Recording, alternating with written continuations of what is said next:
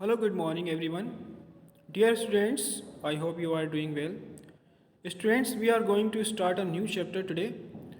Your science chapter, that is 13 chapter, chapter number 13, time and motion. Okay, so watch this video carefully. I'm going through the chapter, and together with I will explain the chapter to you. Okay, so you can see in your book the dots in the diagram below trace the actual movement of an ant in 1 minute.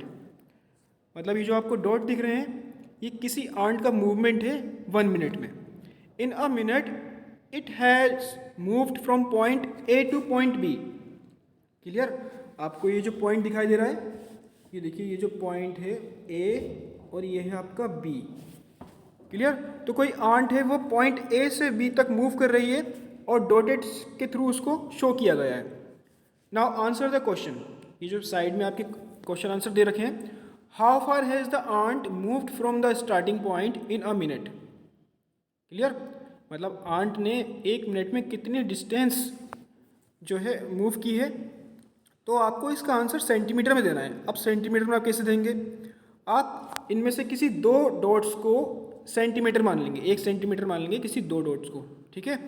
तो आप dots count कर सकते हैं और इसी के through आपका centimetre में आंसर आ जाएगा. Now answer the second question.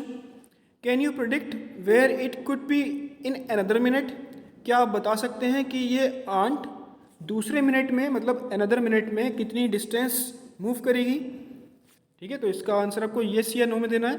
तो बता सकते हैं, जब आप फर्स्ट का आंसर दे सकते हैं तो आप सेकंड भी बता सकते हैं. जितनी डिस्टेंस उसने फर्स्ट क्वेश्चन में मूव की है सेम उतनी ही वो अनदर में मूव कर सकती है. तो इसका आंसर येस या नो दोनों में ही हो सकता है, क्योंकि आपको जब आंसर मिलेगा जब आप किसी आंट को ऑब्जर्व करेंगे. Now answer the third question. Does the ant's movement appear to be random. Random means ये किसी भी टाइम, मतलब रुक रुक के मूव कर सकती है या कितना भी मूव कर सकती है. तो क्या जो इसका मूवमेंट है वो रैंडम होता है? तो इसमें भी आप येस या नो में आंसर दे सकते हैं जब आप किसी आंट को ऑब्जर्व करेंगे. Clear? Now come to the main paragraph of the question of the chapter. We do most of our day to day task at a certain time. Clear? मतलब जितने भी हम टास्क करते हैं अपनी डेली रूटीन लाइफ में वो एक सर्टेन टाइम पर करते हैं. For example, you need to get ready for school on time. Clear? आप जब स्कूल के लिए रेडी होते हैं तो उसका एक सर्टेन टाइम होता है.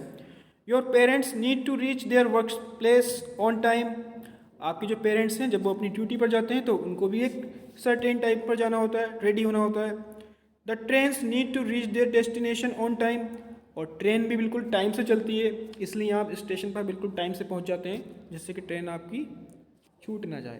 You wake up in the morning at a certain time, have to reach school at a certain time, play at a certain time, have dinner every day at a certain time and so on. Clear?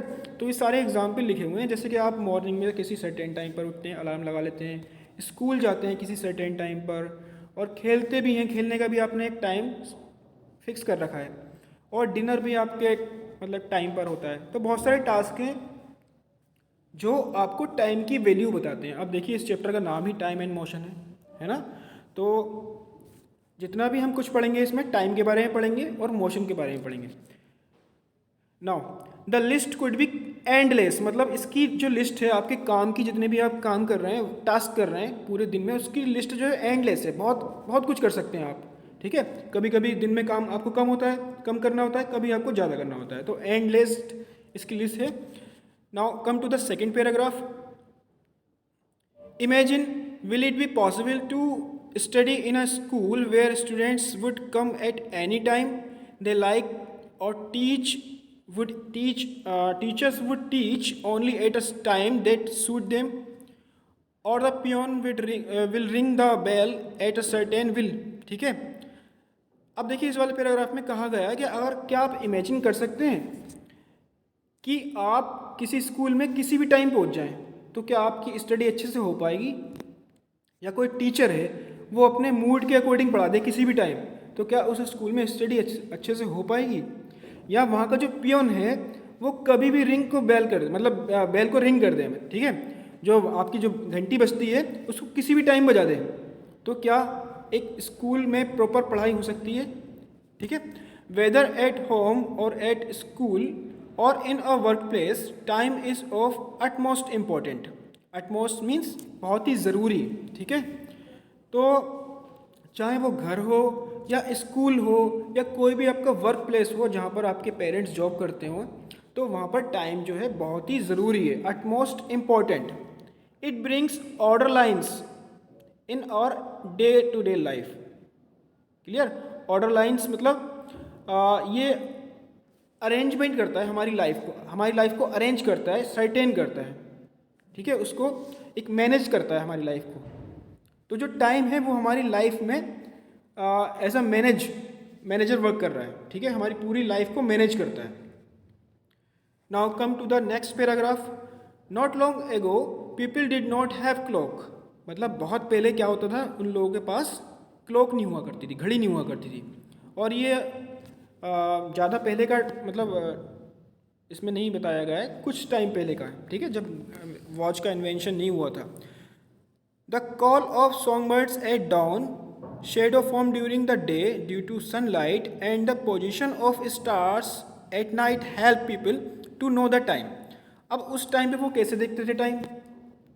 तो जैसे कोई birds हैं वो song गा रहे हैं तो उनको लगता था हाँ वो समझ गया कि हाँ मॉर्निंग हो गई है।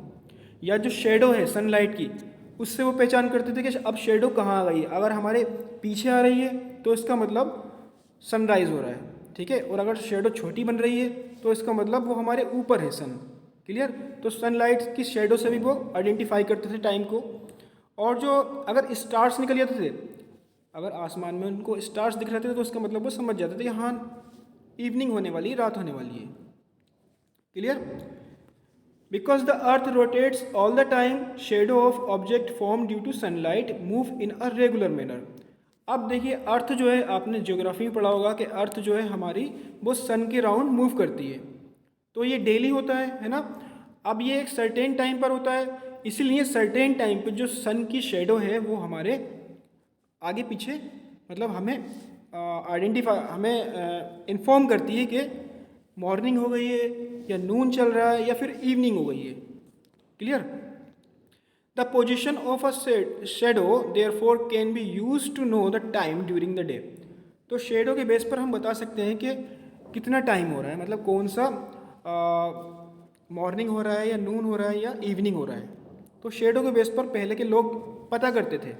अब देखिए साइड में क्या हुआ है, I can work for some more time before the sunsets. अब इनकी जो शेडो है, ये जो बराबर में खड़े हैं यहाँ पर, ये जो खड़ा है लड़का, ये अपनी शेडो को देखकर खुद से बोल रहा है कि मैं अभी थोड़ी देर और वर्क कर सकता हूँ, अभी इवनिंग नहीं हुआ है।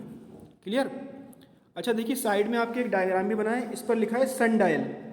ये जो लिखा हुआ है सन डायल, इसके बारे